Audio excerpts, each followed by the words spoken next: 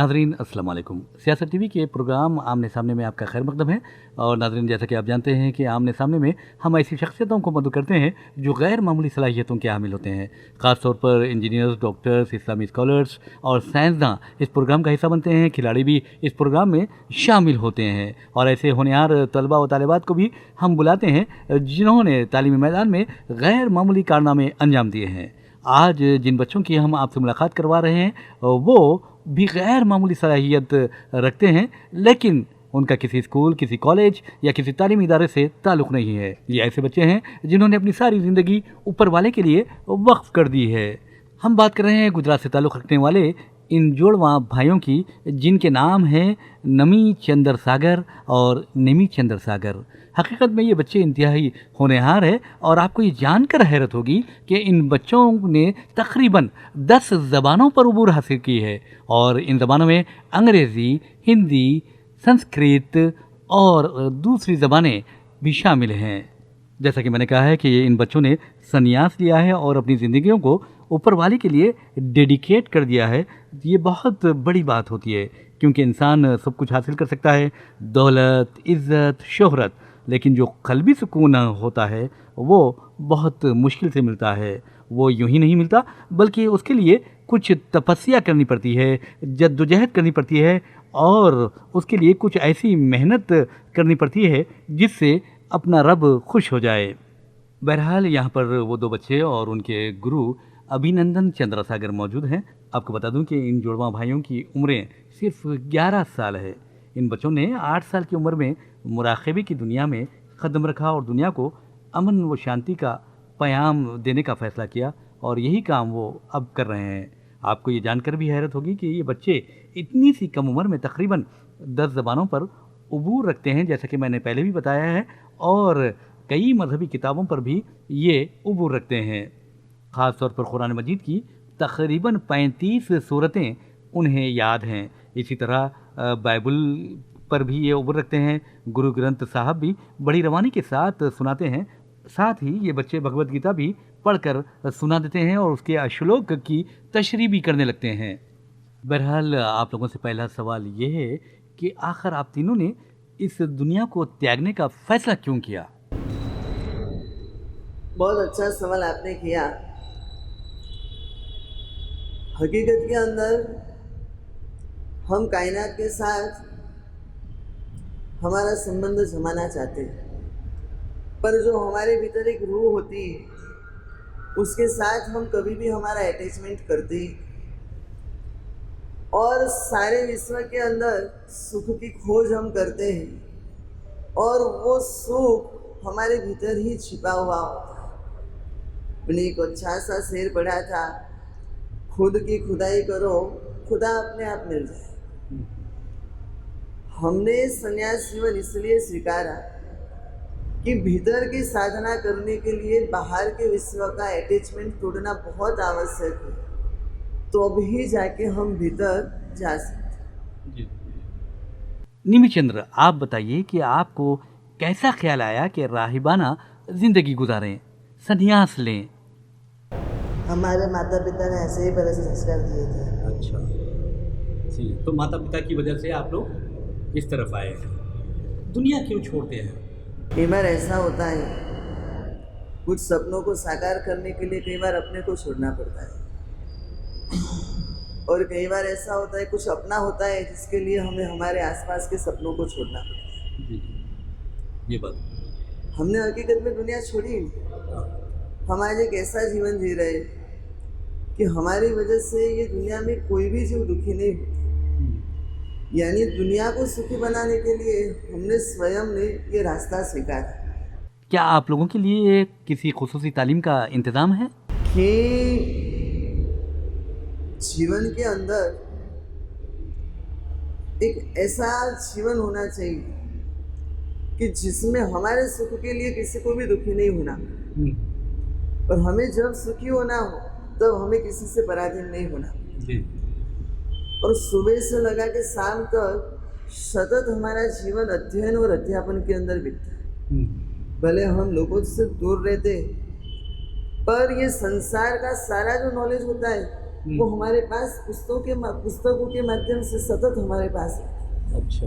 मजहबी ज्ञान होता है, और मजहबी ज्ञान एक ऐसा ज्ञान है कि जिसके अंदर पूरा विश्व को अंदर आया। जी। आप दोनों भाइयों से एक सवाल है, जैसा कि आप लोगों के गुरु ने कहा है कि किताबों के ज़रिए मजहबी ज्ञान मिलता है, इल्म मिलता है, तो आप लोगों ने बैन मजहबी जो मुक़द्दस किताबें हैं सब पढ़ी हैं। मैं चाहता हूँ कि आप पहले कुरान मजीद की कुछ सूरतें सुनाएं। औज़ु बिल्लाहि मिनश शैतानिर रजीम। बिस्मिल्लाहिर रहमानिर रहीम। अल्हम्दुलिल्लाहि रब्बिल आलमीन। अर्रहमानिर रहीम। मालिकी यौमिद्दीन। इय्याक नअबुदु व इय्याक नस्तईन। इहदिनस सिरातल मुस्तकीम। सिरातल लज़ीना अन्अमता अलैहिम गैरिल मग़ज़ूबि अलैहिम वलज़्ज़ालिन। आमीन। माशाल्लाह, देखा आपने कि चलें इनसे सूरह इखलास सुनते हैं। बिस्मिल्लाहिर्रहमानिर्रहीम। कुल हुवल्लाहु अहद। अल्लाहुस समद। लम यलिद वलम यूलद वलम यकुल लहू कुफुवन अहद। अब उनसे सूरह कौसर सुनते हैं। बिस्मिल्लाहिर्रहमानिर्रहीम। इन्ना अअतैनाकल कौसर। फसल्लि लिरब्बिका वन्हर। इन्ना शानियका हुवल अबरर। कर कहाँ हुई? ये सूरतें दोनों भाइयों ने कैसे याद किए? इन लोगों की तालीम हमारे पास से हुई। जी। जो भाषा के जानकार लोग थे, वो लोग हमारे पास आते थे और उन लोगों को टीच करते थे। जी। पुणे के अंदर बागबान मस्जिद है, वहाँ के मौलाना बेग मिर्ज़ा, अच्छा। उन्होंने इनको उर्दू और ये जो सारी सूरा है तो सारे के सारे बहार उन्होंने उनको करवाई। जी जी। अच्छा, आप ये बताइए कि ये जो बच्चे छोटी सी उम्र में इस तरह की राहबाना ज़िंदगी गुजारते हैं, उन्हें बालमनी कहा जाता है। आखिर कितनी उम्र में ये लोग संन्यास लेते हैं? संन्यास जीवन हमारे वहाँ करीबन 8 साल की उम्र से लिया जाता है, और इन्होंने जो संन्यास जीवन स्वीकारा उस समय उनकी एज 9 साल की थी। करीबन 2 साल उनको संन्यास लिए हुए। करीबन 2 साल के भीतर उनकी 7,000 किलोमीटर की पैदल यात्रा हुई, क्योंकि जैन मजहब के अंदर जो संत होते हैं वो कभी भी ट्रांसपोर्टेशन के लिए साइकिल का भी उपयोग नहीं करते। अच्छा, तो और सभी चीज़ों की तो बात बहुत दूर हो जाती। तो करीबन 7,000 किलोमीटर में गुजरात, महाराष्ट्र, कर्नाटका में बिहार हुआ और कर्नाटक से अभी इधर आना। अच्छा, एक बात, जैसा कि आपने कहा है कि ये लोग पैदल चलते हैं, सवारी पर सवार नहीं होते, कार में सफ़र नहीं करते, तो दिन में कितने किलोमीटर पैदल चलते हैं? 35 किलोमीटर्स। अच्छा। इंसान की ज़िंदगी में रोटी, कपड़ा और मकान की बहुत अहमियत होती है। आप लोग रोटी देखते हैं, कपड़ा देखते हैं, ना ही मकान की फ़िक्र करते हैं। खाने में क्या लेते हैं? रोटी, चावल, फल, क्या खाते हैं आखिर? भिक्षाटन में जो भी मिले वो वही हम ले लेते। आप लोग सोते कब हो और बेदार कब होते हैं? शाम को, रात को 9 बजे और सुबह 4 बजे। आखिर क्या पढ़ाई करते हैं आप लोग? जैन डिवीजन में उत्तराखंड करके एक आगम है जी, उसका एक अध्ययन कर रहे हैं। अच्छा। इसके बाद आपको खाना बनाने की ज़रूरत है और ना ही किसी को खिलाने की। जब भी मिला खा लेते हैं। कुछ टाइमिंग है खाने की? में हाँ। एक ही टाइम खाने का। सूर्योदय से सूर्यास्त के बीच ही हम आहार लेते हैं, और बनती कोशिश हम आहार दिन में एक ही बार लेते हैं। इसका औलाद के लिए माता पिता को खुश रखना ज़रूरी है, ऐसे में इन बच्चों ने अपने माता पिता को छोड़ा है, उन्हें दुख नहीं हुआ? हमने माता पिता को छोड़ा ही नहीं है, हमने हमारे माता पिता को हृदय में रखा है अच्छा। और उन्होंने खुशी से हमको ये संन्यास स्वीकारने के लिए आज्ञा दी है जी और ऐसा होता है, खुशी एक तरह की नहीं होती। जी कई बार ऐसा होता है कि माता पिता की जो चाह होती है और वो रास्ते के ऊपर बेटा बहुत आगे चला जाता है तो सबसे ज़्यादा आनंद माता पिता को। जी तो समझो माता पिता के बेटा माता पिता के साथ में ही रहता हो और माता पिता की चाह के अनुसार जीवन न जीता हो तो भी माता पिता तो दुखी रहते हैं। क्या ऐसे लोग भी आपके पास आते हैं जिनके बच्चे बिगड़े होते हैं, नाफरमान होते हैं, और आपके पास लोग आखिर क्यों आते हैं? हमारे पास इसलिए आते हैं कि हर एक माता पिता को एक विश्वास है कि ये जो रास्ते पे चल रहे हैं वो रास्ता सही है और उनके संपर्क में हमारा बेटा यदि आएगा तो वो अपने आप सही रास्ते पे चल रहा है। जी जी और माता पिता यानी कि अम्मी अब्बू जो हमारे होते हैं उन्होंने हमें जो संस्कार दिए होते हैं वही हमारे जीवन का सबसे इम्पोर्टेंट पार्ट है। जी आज समझो हम जो कुछ भी है आज तो केवल और केवल उनकी वजह। Very good. हाँ आज उन्होंने हमें ये आत्मा से परमात्मा बनने का, खुदा ताला से ताल्लुक़ रखने का एक मार्ग हमें बताया कि इस मार्ग पे चलते चलते आप बहुत बड़े कामयाब हो सकते जी हैं। इनसे बड़ा सुकून हमारे लिए क्या हो सकता है। जी। एक बात, आप लोग खुदा से क़ुर्बत चाहते हैं, इस बारे में आपका क्या कहना है? मज़हब ये कहता है कि अल्लाह है और वो जैसा अल्लाह है वैसा का वैसा एक अल्लाह आपके भीतर। और प्रभु दर्शन जो है ना वो यही, जिस दिन आपने आपके भीतर बैठे हुए रब को पहचान लिया फिर ये संसार में आपको किसी की आवश्यकता जी, किसी की जरूरत महसूस नहीं, किसी के महसूस। तो आपने पहचान लिया? पहचानने के रास्ते पे लगे।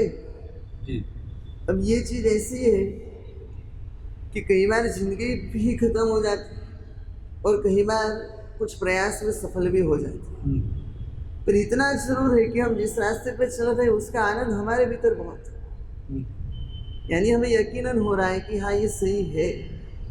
कभी आप लोगों के दिल में किसी के लिए नफरत पैदा हुई? इसलिए तो हमें सभी मजहब के धर्म ग्रंथ बाय हार्ट। जी हमारे भीतर यदि नफरत होती। आप क्या कहते हैं? बहरहाल नाज़रीन, आपने देखा कि इन भाइयों ने जिस अंदाज में बताया कि इनका जो रास्ता है वो खुदा के सिमत ले जाने वाला रास्ता है, भगवान और गॉड का रास्ता है, और ये अपने आप को मुतमईन समझते हैं कि इस रास्ते पर चल रहे हैं। दुनिया वालों से इनका कोई लेना देना नहीं, बल्कि दुनिया वालों को सही राह दिखाने, खुदा से क़ुर्बत इख्तियार करना ही इनका मकसद है। शरीफ का भी यही सूरा कहता है, आयत यही कहती है कि आप खुदा ताला के प्रति ताल्लुक, इल्म और यकीन रखेंगे जी तो आपकी रूह में खुदा ताला स्वयं आके वास करेगा। जी जी। हम बात करते हैं शताउधन की। आखिर ये शताउधन क्या होता है? शताउधन एक ऐसी कामयाबी कि आज के विश्व के अंदर देखें तो विज्ञान ने विकास बहुत, पर आज भी समझो कोई भी बच्चा पढ़ाई करने के लिए जाता है, एक बार पढ़ता है, दो बार पढ़ता है, फिर भी उससे वो चीज़ इत्तला नहीं होती, जानकार नहीं होता। कई बार 10-10 बार पढ़ता है फिर भी वो उसके अंदर कामयाब नहीं होता। और यहाँ पे मेडिटेशन के माध्यम से चित्त की शक्ति को एकाग्र करके एक ऐसी सिद्धि विकसित की गई कि इनको हजारों लोगों में से कोई भी 100 लोग खड़े होकर 1 बाई 1 उनके मन में जो भी आए और वो बोलते जाए, और उस समय ये दोनों व्यक्ति मेडिटेशन के अंदर होते हैं और जैसे ही 100 लोगों का बोलना खत्म हो जाता है उन्होंने हर चीज़ केवल एक ही बार उच्चारी होती, बोली होती, और जैसे ही 100 लोगों का बोलना खत्म हो जाता है तब वो बताते पहले व्यक्ति ने क्या बोला था, दूसरे ने क्या बोला था, तीसरे ने क्या बोला था। यानी कि जैसे रिकॉर्डिंग होता है वैसा का वैसा रिकॉर्डिंग वो एक ही बार सुन के अपने भीतर कर। इतना ही नहीं, ये स्थिति इतनी पावरफुल है उनके भीतर कि समझो वही चीज़ वो रिवर्स करते कि भाई 100 नंबर पे क्या था, 99 पे क्या था, 98 पे क्या था। अच्छा। उसके बाद कोई पूछे कि भाई 25 नंबर पे क्या था रैंडम, तो भी वो तुरंत बता देते। यानी कि वो डेटा उनके मेमोरी के अंदर ऐसा फिट हो जाता है कि आप कहीं से भी पूछो, कैसे भी पूछो, वो तुरंत वो बता देते। जी। अच्छा, इंडिया में ये ट्विन्स जो है, ये 2 ही हैं और कोई और है ऐसे? शतावधान की सिद्धि हासिल करने वाले शायद पूरे विश्व के अंदर इस उम्र के और इस तरह के ट्विन्स ये सबसे पहले। जी, जी। और अच्छा, इतने ये उम्र के कितने बच्चे हैं जो इस तरह का रास्ता इख्तियार किए हैं? संन्यास जीवन स्वीकारने वाले करीबन हमारे मजहब के अंदर इस उम्र के करीबन 50 से 60 लोग ये उम्र के? इस उम्र के। जी, जी, जी। आप बताइए कि ये क्या है? अगर हम यहाँ इसको रजोहरण बोलते हैं। हाँ। इसको हम जब भी बैठना हो तब हम नीचे, कोई जीव मरे नहीं इसके लिए हम ऐसे करके वो नीचे बैठते हैं। जी, जी, जी। ये फेस मास्क भी होता है, कोरोना वायरस आ चुका है और लोग फेस मास्क लगाए फिर रहे हैं। आप लोगों के बारे में कहा जाता है कि फेस मास्क इस्तेमाल करते हैं, वो कैसा होता है? अच्छा, ये है। अच्छा, चलिए, आपने कुरान मजीद की सूरतें हमें सुनाई हैं, हम चाहेंगे कि बाइबल के इक़्तिबासात और गुरु ग्रंथ साहब भी सुनाएं। Soft answer turns away wrath, but harsh words stirs up anger. The tongue of the wise pours out knowledge, but the mouth of the fool spew folly. एक ओंकार सतनाम करता पुरख, निर्भव निर्वैर अकाल मूलत अजूनी सैभं गुरु प्रसाद जप आज सच जुगात सच है भी सच नानक हो से भी सच। ऊर्ध्वमूलमध शाखम् अस्वत्थं प्राहुरव्ययम् छन्दांसि यस्य पर्णानि यस्तं वेद स वेदवित् अधश्चोत्वं प्रसुता तस्य शाखा गुणप्रबुद्धा विषयप्रवाला अधश्च मूलान्यनुसन्ततानि कर्मानुबन्धीनि मनुष्यलोके न रूपमस्येह तथोपलभ्यते नान्तो न चादि न च सम्प्रतिष्ठा अश्वत्थमेनं सुविरूढमूलम् असङ्गशस्त्रेण दृढेन छित्त्वा। नाज़रीन, आपने देखा कि भगवत गीता के श्लोक भी इन बच्चों ने सुनाया है। अब हम चाहेंगे कि आप सियासत टीवी के नाज़रीन को अपना मैसेज दें। मैं आपसे नहीं बल्कि आप तीनों से ये कह रहा हूँ कि आप लोग मैसेज दें सियासत टीवी के लिए। मैं आज सियासत चैनल के माध्यम से उनके प्रेक्षकों को यही संदेश देना चाहता हूँ कि सभी मजहबों का यदि हम एनालिसिस करें तो सभी मजहब केवल एक ही बात के ऊपर टिके हैं कि आप मानव हो, आप महामानव बनने की प्रयास। कोई भी मजहब आपस के अंदर वैर जहर की भावना व्यक्त नहीं करता और इसी भावना को ध्यान में रखते हुए एक जैन संत होने के बावजूद भी आज ये दोनों ट्विन्स बाल मुनि विश्व के मुख्य धर्म ग्रंथ उन्होंने बहार। और इसके साथ ये जो शतावधानी नाम की सिद्धि है उससे ये आदर्श स्थापित होता है कि आध्यात्म दुनिया वो साधना से आगे बढ़ती है और वैज्ञानिक दुनिया वो साधनों से आगे बढ़ती है। ये दोनों शब्द, दोनों लफ्ज़ के भीतर केवल एक ही मात्रा का फर्क रहता है, पर दोनों की कामयाबी में बहुत बड़ा फर्क है। अध्यात्म दुनिया एक ऐसा आपको पैगाम देती है कि आप जितने भीतर जाते हो उतने आप ज़्यादा खिलते हो। और ये चीज़ ये दोनों संत के भीतर दिखाई थी। केवल गुजराती मीडियम की एक ही कक्षा का अभ्यास और उसके बावजूद भी 11 जुबानों के अंदर पकड़ जमाना, उसके साथ साथ विश्व में जनरल नॉलेज जो होता है उसका ज्ञान भी हासिल करना और जिस मज़हब पे चलते हैं उसको फॉलो भी करना, वो तभी संभव हो सकता है जब हम आत्मा की शक्ति का एहसास। और केवल एक ही भावना से, एक अमन के भाव से सर्वधर्म ग्रंथ कंठस्थ किए गए कि हर व्यक्ति किसी भी चीज़ को फॉलो कर सकता है, उसे स्वीकार। और इसी तरह यदि समझो हर व्यक्ति अपना ब्रॉड माइंड बनाए तो इंशाअल्लाह वाकई के अंदर यहीं पे ही जन्नत स्वर्ग आ सकता है। जन्नत में जाने की इसके लिए आवश्यकता नहीं पड़ती और इसी क्षेत्र में आगे बढ़े, यही मंगल।